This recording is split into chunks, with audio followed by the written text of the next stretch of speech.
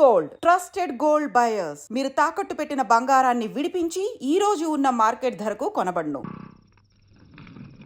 Hi, ఎంతసేపు అంటారా నేను మీకోసం వెయిట్ చేసేది? మీరంతా మధ్యాహ్నం వస్తాను అనుకున్నాను రా.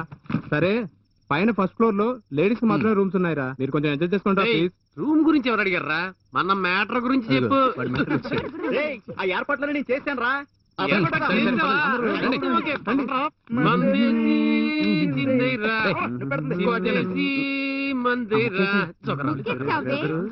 ఇది పిసికి పిసికి మొక్కేసేసరికి అక్కడ బీరు కాస్త వేడెక్కిపోతుంది. ఆటకులు వచ్చేసేదా? కరెక్ట్ మొక్కేసిందిరా. దీనికోసం అయిపోయింది అయిపోయింది. ఫినిష్ అవ్వలేదురా? అయిపోయింది. రైట్ రైట్ అవును అవును అవును, దేవుడు చెప్పాడు ఆడైపోయింది. సరే సరే సరే సరే సరే, అందరం భోంచేసి ఒక వాక్ వెళ్దామా? ఇప్పుడు బయలుదేరదాం. వేసుకున్నాక తిన్నావరా? చక్కటి మాట చెప్పావురా. వేసుకున్నాక తినేది? ఇది మీ నాన్న నేర్పిన పాఠమే. మా నాన్న గురించి మాట్లాడామంటే ఊరుకో, చంపేస్తాను. ఊరుకో, అసలు విషయానికి రాకుండా ఏదేదో వాగుతారు.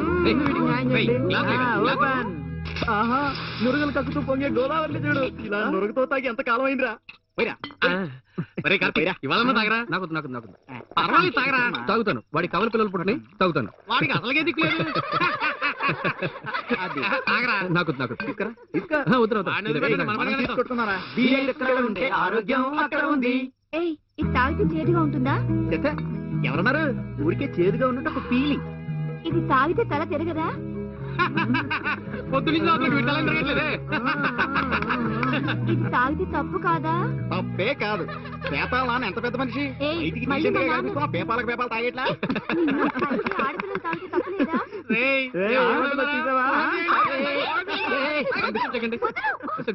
శ్వేత, తన రూమ్ తీసుకెళ్ళండి. రూమ్ కొద్దు, మీరే అన్నారుగా ఆడపిల్ల తాగితే తప్పలేదని.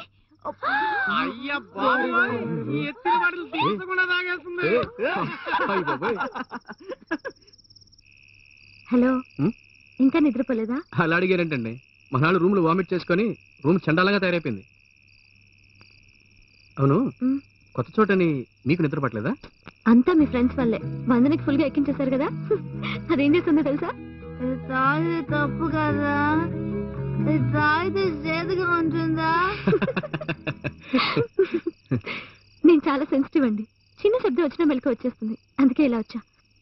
ఇందాక నుంచి ఒకటి అడగాలనుకుంటున్నా, అడిగినా? అడగండి. ఎలాగో నిద్ర పట్టట్లేదు, తెల్లారి వరకు మాట్లాడుకుంటూనే ఉండొచ్చు. ఇద్దరికి టైం పాస్ అయిపోతుంది. ఏం లేదు, అందరూ బీర్ తాగారు, అంతెందుకు వందన కూడా తాగింది. అందరూ కంపల్ చేసినా మీరెందుకు తాగలేదు? ఇష్టం లేదండి. సిగరెట్ మాత్రం కాలుస్తున్నారు. అది వేరే ఫీల్, ఇది వేరే ఫీల్. ఏంటా ఫీల్?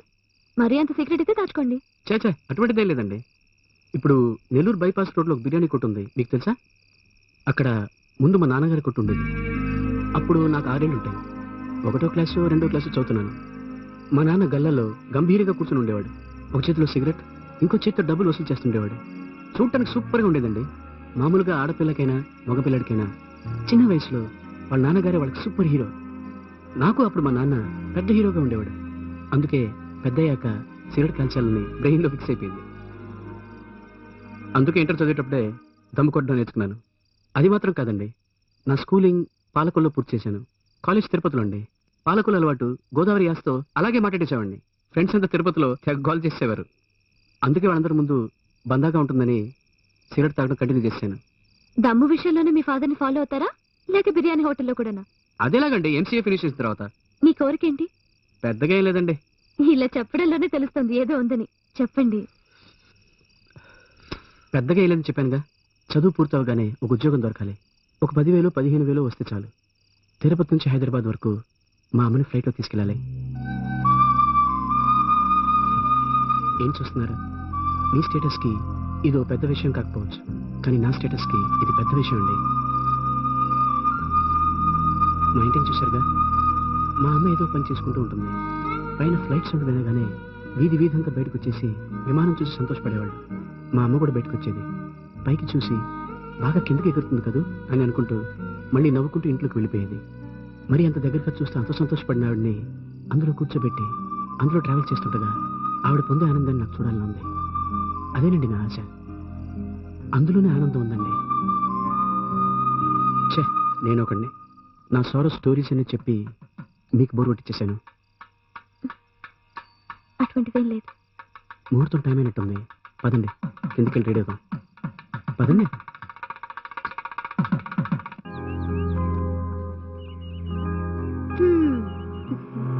ఏంటి పెళ్లికెళ్ళొచ్చిన దగ్గర నుంచి నువ్వు అదోలా ఉంటున్నావు? ఏంటి విషయం? ఏ కార్తీకం చేసుకోబోయే అమ్మాయి చాలా అదృష్టవంతురాలు కదా. ఎలా? ఏం లేదు, అమ్మని ఎక్కువగా ప్రేమించే వాళ్ళు భార్యను కూడా అలాగే ప్రేమిస్తారంటారు. కార్తీక్ అమ్మ అంటే ఎంత ఇష్టమో తెలుసా? ఏంటిది సడన్ గా? ఏదైనా స్పెషల్ ఎఫెక్షనా? ఊరికే, వేరే ఇంకేం లేదుగా. ఈ విషయం ఎవరితోనూ చెప్పాలనిపించింది, చెప్పాను, వేరేం లేదు. విషయం తెలుసా, ఈ సంవత్సరం మనం 3 days సెలబ్రేట్ చేసుకోలేమరా? ఎందుకురా? ట్రీ ఉంటేనే కదా 3 days సెలబ్రేట్ చేసేది. ఏదో బిల్డింగ్ కట్టబోతున్నారట, ఈ ఏరియాలో ఉన్న చెట్లన్నీ నరికేస్తారట. అడిగితే గవర్నమెంట్ ఆర్డర్ అంటున్నారు. ఇప్పుడు ఏం చేయడం? తూర్పు తిరిగి దండం మేడమే. స్ట్రైక్ చేద్దామా? స్ట్రైక్ కి కారణం ఉండాలిగా. బోడి కారణాలున్నాయి. ఏంటి? బొటానికల్ ఆస్పెక్ట్ లో చూస్తే ఈ చెట్టు పాలియోథియా లాంజియోఫోలియా అనే ఫ్యామిలీకి చెందింది. జూలాజికల్ గా చూస్తే ఇది ఎన్నో రకాల పక్షులకు హౌసింగ్ బోర్డు. కెమికల్ గా ఆలోచిస్తే నువ్వు వేసుకున్న షర్ట్ నుండి నీ జుట్టుకేసుకున్న రంగు దాకా అన్ని ఈ చెట్టు పెరటి నుండి తయారైనవి. ఇలా ఎన్నో రకాల కారణాలు చెప్పుకోవచ్చు. నువ్వు పార్ట్ టైమే బ్రిలియంట్ అనుకున్నాను, ఫుల్ టైమర్ ఇప్పుడు మారావరా? స్ట్రైక్ చేయాలని మూడొచ్చేసింది, ఇక నోటికి ఏదొస్తుంది వాగేయడమే. Be serious. మనం ఏం చేసినా కరెక్ట్ గా ఉండాలి, వేళకోళంగా ఉండకూడదు. అర్థమైందా? అవును బాబు, ఏదో ఒకటి చేసి చెట్టు నరకకుండా చూడాలి. నువ్వేం దిగులు పడకు శ్వేత. పర్యావరణ పరిరక్షణ, గ్రీన్ రెవల్యూషన్స్ అంటూ అర్థం కాని మ్యాటర్స్ గవర్నమెంట్ లో చాలా ఉన్నాయి. అవన్నీ సాగ్గా చూపించి స్ట్రైక్ చేసి అడ్డుకుందాం.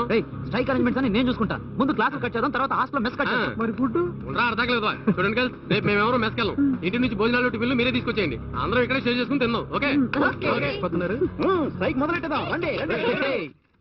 నరకొద్దు నరకొద్దు నరకొద్దు నరకొద్దు. Good evening everybody. మనం ఎందుకు ఇక్కడ అసెంబ్లీ అయ్యామో మీ అందరికీ తెలుసు. మీ ఒపీనియన్స్ ఇక్కడ ఫ్రాంక్ గా చెప్పొచ్చు. ఒక చెట్టును కొట్టే విషయాన్ని స్టూడెంట్స్ ఇంత సెన్సిటివ్ గా తీసుకుంటారని నేను అసలు అనుకోలేదు sir. Of course syndicate vice chancellor ఏ నిర్ణయం తీసుకున్నా దానే గవర్నమెంట్ యాక్సెప్ట్ చేస్తుంది. They should not be any problem. ఇప్పుడు మన స్టూడెంట్స్ కి అగైనెస్ట్ గా ఏ నిర్ణయం తీసుకున్నా అందువల్ల స్ట్రైక్స్, ఎజిటేషన్స్ ఇంకా చాలా ప్రాబ్లమ్స్ వస్తాయి. సో గవర్నమెంట్ ఆర్డర్ ఏం చేయటం, పరిస్థితిని ఎలా ఎదుర్కొంటాం? అయితే ఓ పని చేయొచ్చు, పోస్ట్ పోన్ చేద్దాం. అది ఇరుపక్షాలకి మంచిది.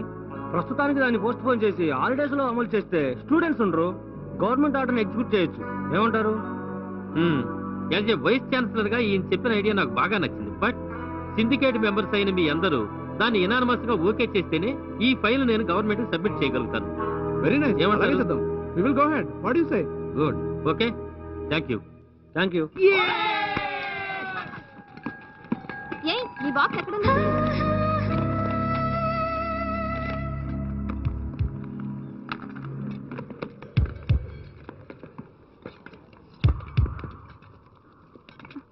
అయ్యో కర్మ, వీడు తీసాడేంటి?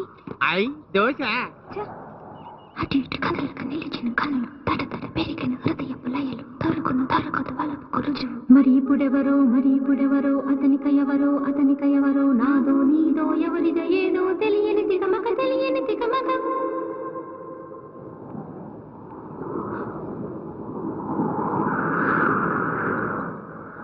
ఇది ఎవరి బాక్స్? రండి, కలిసి భోంచేద్దాం.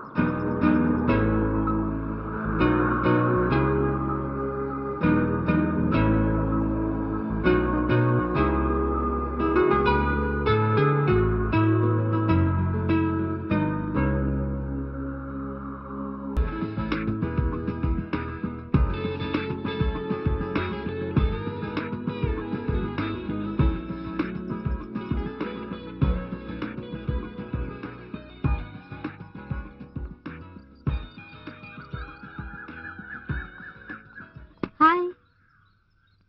Hey hi. సారీ, ఈ డ్రీమ్ ని డిస్టర్బ్ చేసేలా ఉంది. డ్రీమ్ లేదు, ఏం లేదు. అబద్ధం కదూ? ఏ నువ్వు అబద్ధం చెప్పలేవే, నీ మొహమే చెప్పేస్తుంది తెలుసా. చెప్పు, నీ కళ్ళు కార్తీక్ వచ్చాడు కదా, నాకు ఆ రోజే తెలిసే. ఆ రోజు నాకు అలా అనిపించలేదు. అయితే ఇవాళ అలా అనుకుంటున్నావు కదూ? ఏ నవ్వే కదూ? కంగ్రాట్స్. ముందు అర్జెంట్ గా వెళ్ళి నీ ప్రేమ చెప్పు, లేదంటే ఎవరైనా కొట్టుకెళ్తారు. Because is most wanted guy. ఎలా చెప్పాలో తెలియట్లేదు. బాలేదానివే, కళ్ళు గంటం తెలుసు కానీ ప్రేమ గురించి చెప్పడం తెలీదా? ఈ కథలే వద్దనేది. వెళ్ళి ధైర్యంగా నీ ప్రేమ గురించి చెప్పు. సక్సెస్ అయ్యాక నా ట్రీట్ ఇవ్వు. ఓకే? గుడ్. నా ప్రేమ గురించి చెప్తాం అనుకుంటే ఏదేదో మాట్లాడుతున్నాడు ఏంటి? కామెడీ కూడా చాలా బాగుందండి. ఫైట్స్ అదరగొట్టేశారు. కార్ చేస్లు, బాంబ్ బ్లాస్ట్ సూపర్ అండి. హీరో హీరోయిన్స్ ఇద్దరు బ్యూటిఫుల్ గా ఉన్నారండి. మేడ్ ఫర్ ఈచ్ అదర్ అండి. తప్పకుండా మీరు కూడా ఒకసారి చూడాలి. Hello sir. Hi Suresh, how are you? చెప్పండి సురేష్, ఏమైనా ప్రాబ్లమా? ఎస్, ఏంటో ప్రాబ్లం? నీకు తెలుసు. అర్థమేంటో చెప్తేనే కదా తెలుస్తుంది. అయితే నీతో కొంచెం విడిగా మాట్లాడాలి. శ్వేత, నో ప్రాబ్లం. కార్తీక్, కావాలంటే మీరు ఉండండి, కూర్చోండి. సురేష్, కార్తీక్ నా బెస్ట్ ఫ్రెండ్. నా గురించి తనకు అన్ని తెలుసు. నీతో విడిగా వచ్చి మాట్లాడిన నెక్స్ట్ మినిటే కార్తీక్ అన్ని చెప్పేస్తాను. చెప్పు సురేష్, పర్వాలేదు. ఆ రోజు నేను అడిగినప్పుడు సమాధానం చెప్పకుండా వెళ్ళిపోయావు. ఇప్పుడు మళ్ళీ అదే మాట అడుగుతున్నాను. సూటిగా సమాధానం చెప్పు. నేను లవ్ చేస్తున్నాను. నువ్వు నన్ను లవ్ చేస్తున్నావా లేదా?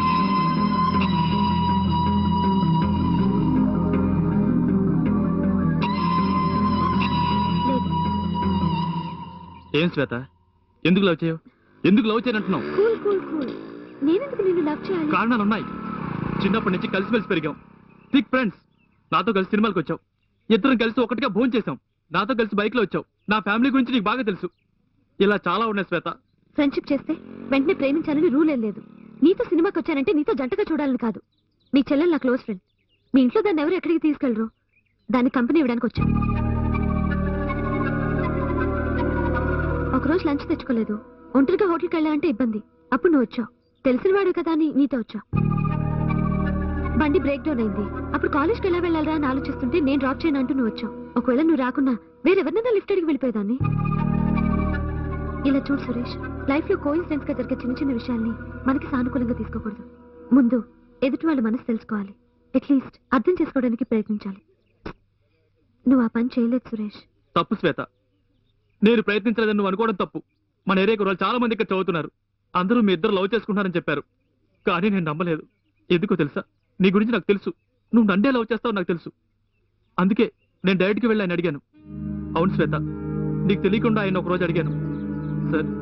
సార్ ప్లీజ్ సార్, శ్వేతతో చెప్పండి సార్. ఆ రోజు మిమ్మల్ని కూడా అడిగాను కదా సార్, శ్వేతను లవ్ చేస్తున్నారని. మీరు కూడా లేదని చెప్పారు కదా సార్. ప్లీజ్ సార్, ఇప్పుడు చెప్పండి సార్. అప్పుడు చెప్పారుగా నాది లవ్ కాదు, ఒట్టి ఫ్రెండ్షిప్ అని. ఇప్పుడు చెప్పండి సార్, ప్లీజ్ సార్. అవును,